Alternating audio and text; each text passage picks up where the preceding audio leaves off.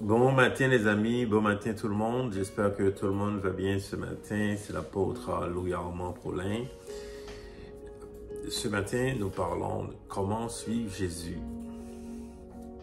Vous savez, l'appel que Jésus a fait à tous les chrétiens, c'est de le suivre. C'est l'appel qu'il a fait à tout le monde aujourd'hui. Tous ceux qui se disent chrétiens, le Seigneur te dit de le suivre. Évidemment, on voit que beaucoup de personnes ne suivent pas vraiment Jésus-Christ. Elles sont peut-être à l'église, mais vraiment, elles ne suivent pas le Seigneur. Parce qu'en suivant Jésus, la puissance de Jésus tombe sur nous. C'est la raison pour laquelle il veut qu'on le suive. En le suivant, l'onction messianique qui est sur lui, la puissance de Jésus-Christ tombe sur nous. On devient ses témoins. Alors, ce matin, comment suivre? Comment suivre Jésus? Ce matin, je propose les 5 façons de suivre Jésus. Les 5. Il n'y en a pas d'autres. La première façon de suivre Jésus, c'est de lire la Bible, c'est de mettre en pratique la parole. Toutes les paroles de Jésus. La Bible au complet, c'est un livre qui est très christocentrique. La Bible parle de Jésus. Évidemment, ça prend une étude pour comprendre cela, mais ce qui est plus facile à faire, c'est de lire les 4 évangiles. Si on lit les 4 évangiles, on va voir ce que Jésus enseignait, les paroles de Jésus. Dieu a dit, celui-ci est mon fils en qui je mets toute mon affection, écoutez-le. Alors, c'est important de suivre ce que Jésus a dit, de mettre en pratique. Ça, c'est la première façon. Donc, on met en pratique la parole de Jésus.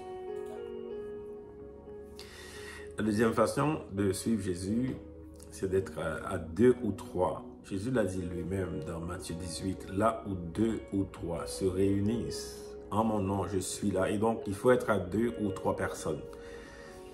Et donc, ça implique une relation avec un frère ou une sœur. Même dans sa famille aussi, on doit être au moins 2 personnes sommes en train de partager, de parler du Seigneur. Donc, quand on est ensemble, on est 2 personnes au moins, on est en train de suivre Jésus. La troisième façon, c'est quand on est 12. 12, ça implique les disciples, des gens qui sont comme toi, qui cherchent le Seigneur, des gens qui donnent leur vie totalement au Seigneur. Et tu es avec ces personnes-là, tu es avec des gens, des disciples du Seigneur qui se donnent, qui se consacrent au Seigneur. Tu fais partie d'un groupe de disciples.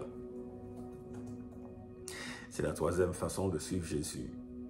La quatrième façon, c'est le 120. Le 120, ça implique une communauté. Donc 120 personnes, quand on l'a vu dans Actes des Apôtres, 120 personnes qui se réunissent dans une communauté. Donc, c'est une église, une famille spirituelle. Et donc, une communauté, des personnes qui sont ensemble, qui se réunissent régulièrement dans la présence du Seigneur, qui sont en relation. Et donc, ça, c'est une façon, c'est la quatrième façon de suivre le Seigneur.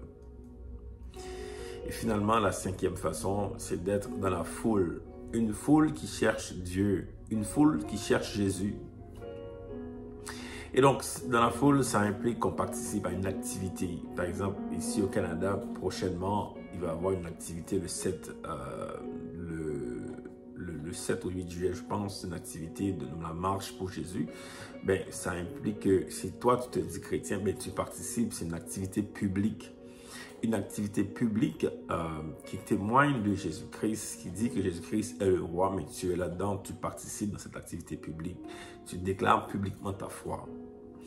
Et donc, c'est vraiment ces 5 façons. Donc, nous avons vraiment rapidement 5 façons de suivre le Seigneur. Beaucoup de personnes aujourd'hui pensent qu'elles suivent le Seigneur en regardant des vidéos. Évidemment, les vidéos, ça vous donne une instruction, mais ça prend une action de ta part. Ça prend quelque chose que toi, que tu fais, qui témoigne que vraiment que tu es en train de suivre. Donc, suivre Jésus, c'est un mouvement. Ça prend une action de ta part.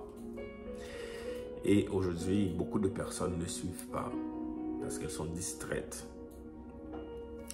Suivre Jésus, La Bible dit clairement dans Matthieu 6 de chercher d'abord le royaume et la justice. Donc, tu cherches Jésus, tu cherches Jésus. Jésus représente le royaume de Dieu sur la terre. Donc, tu le cherches, tu le suis et sa puissance tombe sur toi et tu vas être son témoin. Voilà pour vous ce matin. Soyez bénis et bonne journée. À bientôt. Bye.